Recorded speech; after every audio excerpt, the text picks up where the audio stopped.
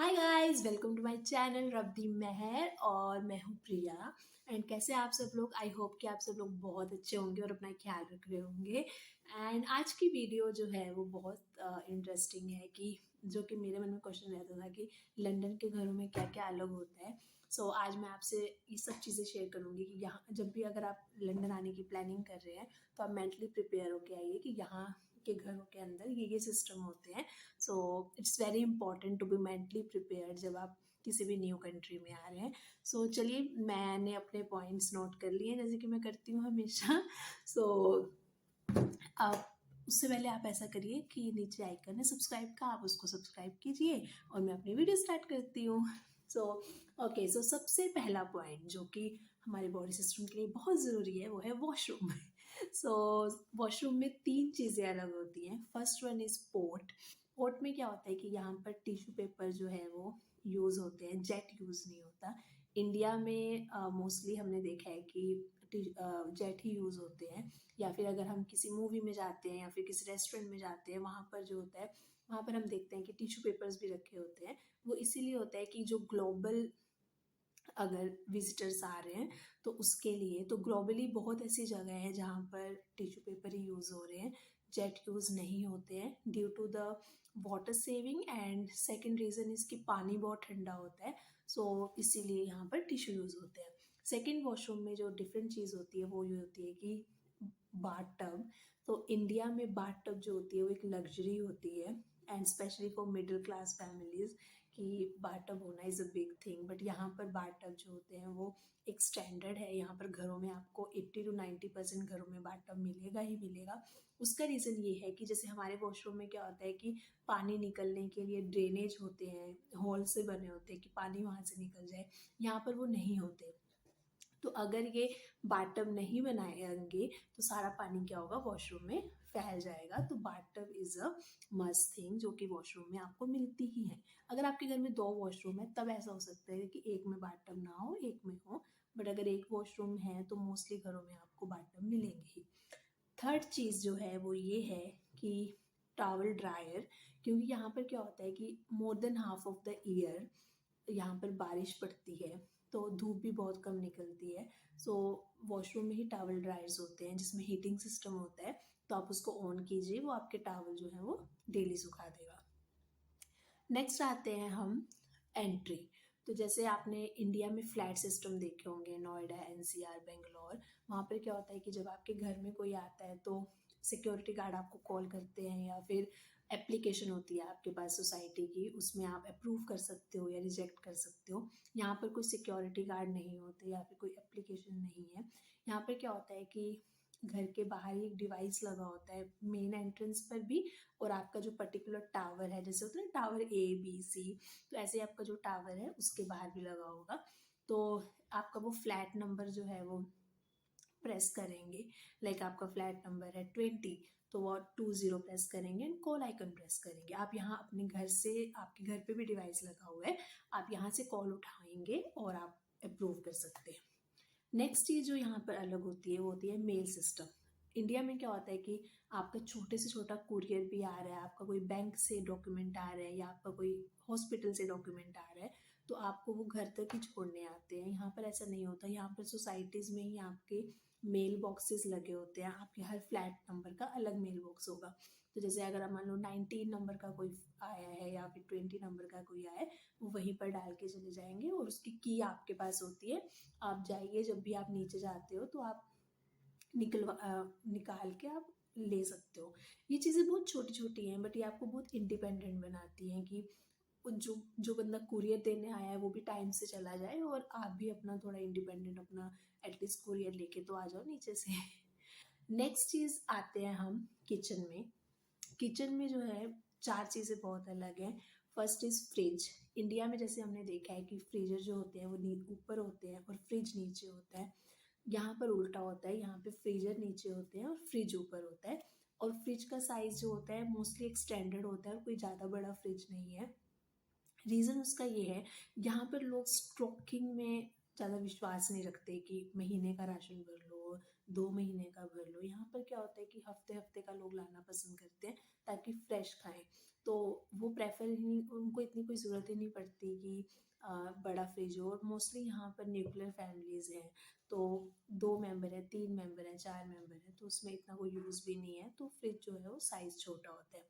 Next cheese is home, जो आपका India में गैस सिस्टम होता है फायर वाला। यहाँ पर जो पुराने घर बने हुए हैं अभी भी वहाँ पर आपको होप सिस्टम मिल जाएगा, पुराने गैस वाला, जिसमें फायर होती है। बट जो न्यू फ्लैट्स बन रहे हैं उसमें मोस्टली आपका इलेक्ट्रिसिटी से चलने वाला ही अब है, जिसे हम इंडक्शन चूल्हा बोलते हैं। तभी बोलते हैं कि जब भी आप इंडिया से लंदन आओ तो आप इंडक्शन बेस्ड ही अपने बर्तन लेके आओ, क्योंकि यहाँ पर यू नेवर नो कि आप किस फ्लैट में शिफ्ट कर रहे हो या किस घर में शिफ्ट कर रहे हो। वहाँ पे आपको फायर सिस्टम वाली गैस मिलेगी या फिर इंडक्शन बेस वाली गैस मिलेगी। सो मैं आपको यही सजेस्ट करूँगी कि जब भी आप इंडिया पे से लंदन आओ या किसी भी कंट्री से लंदन आओ तो आप इंडक्शन बेस्ड चूल्हा ही लेके आओ, वो आपके लिए बहुत यूज़फुल होगा। नेक्स्ट जो यहाँ पे डिफरेंट चीज़ है वो है dish washer.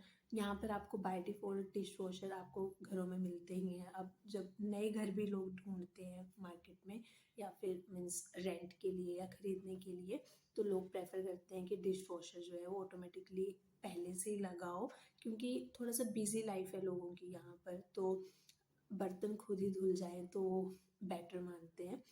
Next is tap water. India में भी आई थिंक 5 to 10 ईयर और maximum 15 year for rich people ये होगा कि लोग जो है अब आरओ का पानी पीते हैं। बट यहाँ पर अभी तक जो है वो 40 to 50% जो पॉपुलेशन है यहाँ की, I think it could be more than 40 to 50% जो है टैप वाटर ही पीती है। हम लोग खुद भी यहाँ पे टैप वाटर ही पीते हैं, उसको बहुत अच्छा मानते हैं। यहाँ का एनएचएस उसको बहुत अच्छा मानता है कि it is very healthy for your health. कुछ लोग जो हैं पीने के लिए जो है बॉटल्स ले आते हैं, जैसे हमारे इंडिया में आती हैं बहुत ब्रांड्स की बॉटल्स, तो यहाँ पर भी ले आते हैं। अगर आप और इकोनॉमिकल जाना चाहते हो और स्टिल आप थोड़ा सा सॉफ्ट वाटर पीना चाहते हो तो आप अमेज़ोन वगैरह से जो है वाटर सॉफ्टनर आते हैं आपके 15 to 20 पाउंड के बीच में, आप वो भी परचेज कर सकते हो और वो आपके पानी को सॉफ्ट कर देते हैं। नेक्स्ट अगर हम जाते हैं रूम्स की तरफ, तो रूम्स में जो मुझे अलग लगता है वो ये है कि फ़ैन। यहाँ पर घरों में जो है पंखा नहीं होता है। उसका रीज़न ये है कि ठंड बहुत पड़ती है और अगर पंखा होगा तो लोग ऑटोमेटिकली बिना किसी रीज़न के चलाएंगे, तो एनर्जी वेस्ट करने का कोई फ़ायदा है नहीं। तो यहाँ पर घर इसी तरह से डिज़ाइन है कि फ़ैन नहीं है। अगर जब समर्स आती हैं, जैसे अब यहाँ पर थोड़ी थोड़ी समर्स आनी स्टार्ट हो गई है, तो लोग क्या करते हैं टेबल फैन लगा लेते हैं। बट स्टैंडर्ड यही है कि घरों में जो है वो फैन नहीं होता। उसके बाद जो मेन इंपॉर्टेंट चीज़ आती है वो आती है कि घर का हीटिंग सिस्टम। यहाँ पर एक स्पेशल रूम डेजिग्नेट होता है घर के हीटिंग सिस्टम को कंट्रोल करने के लिए, क्योंकि बाहर बहुत ठंड है। जैसे कि मैंने आपको पहली वीडियो में भी आपको बताया था कि यहाँ पर घरों के अंदर जो है वो हीटिंग सिस्टम लगे होते हैं ताकि घर के अंदर टेम्परेचर जो है वो नॉर्मल रहे, घर के अंदर ठंड ना लगे। तो जैसे कि आप ये देख रहे हैं कि पूरा जो रूम है ये हीटिंग ही से कंडक्ट हो रही है। सो जो कि इंडिया में हमें ऐसा देखने को नहीं मिलता है कि घर के अंदर हीटर हो। हम अलग से हीटर लगा लेते हैं बट एक ऐसे अलग से पूरे घर का टेम्परेचर जो है वो यहाँ से रेगुलेट हो रहा है। आप टेम्परेचर इंक्रीज़ कर सकते हो, डिक्रीज़ कर सकते हो। तो यहीं पर ही ये मेन रूम है जहाँ पे आपको ठंड या गर्मी करनी है अपने घर में।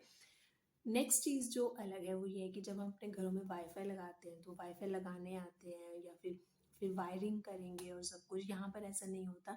यहाँ पर वो सिर्फ आपको एक राउटर दे जाते हैं। जब हमने यहाँ पे वाईफाई लगवाया तो हमें लगा कि कोई आएगा वायरिंग करेंगे, बट ऐसा नहीं। वो सिर्फ एक अमेज़ोन से कोरियर की तरह आया और जब हमने खोला कि अच्छा अब, तो फिर बस जस्ट वही था कि वो स्विच लगा दो। यहाँ पर वाईफाई का पॉइंट जो है सोसाइटीज़ में पहले से दिया होता है, बट अगर आप घर में रहते हो तो आपको ऑब्वियसली जो वहाँ के बंदों को बुलाना पड़ेगा और वो आपके घर आके सेम एज इंडिया लगा के जाएंगे। बट अगर आप सोसाइटी में रह रहे हो तो इट इज़ वेरी इजी, क्योंकि सोसाइटी जो है वो इसी तरह से डिज़ाइन की गई है कि वाईफाई सिर्फ आप स्विच लगाइए और आपका वाईफाई चल जाएगा।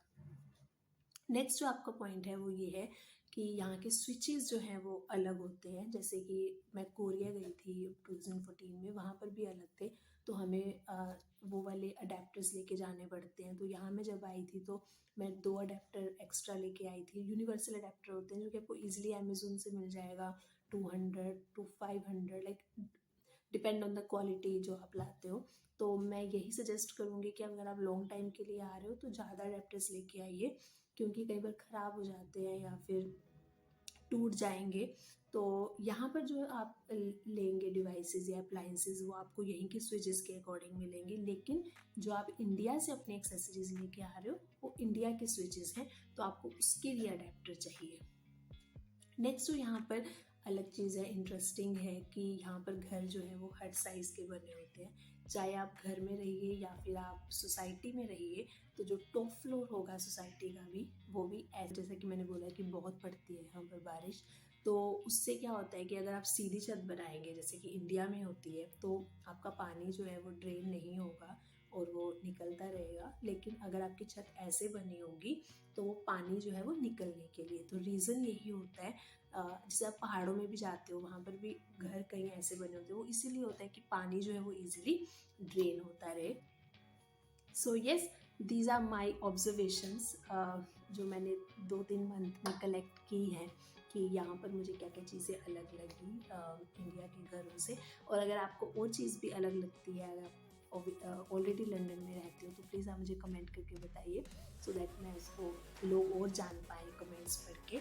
और अगर आपकी कोई भी क्वेरी है, अगर आप लंदन आ रहे हैं किसी भी कंट्री से, अगर आपको कोई क्वेश्चन है, तो आप प्लीज़ मुझे डीएम कर सकते हो, आप मेल कर सकते हो, फिर कमेंट में पूछ सकते हो, या फिर इंस्टाग्राम पे आप रब्दी महर को फॉलो करो और उसमें आप मुझे क्वेरी पूछ सकते हो, तो मैं कोशिश करूँगी कि मैं आपको आंसर करूँ। And on that note I am saying good bye, and please subscribe to my channel, please subscribe and मिलते हैं नेक्स्ट वीडियो में। Till then please take care of yourself and your family and be happy. Bye.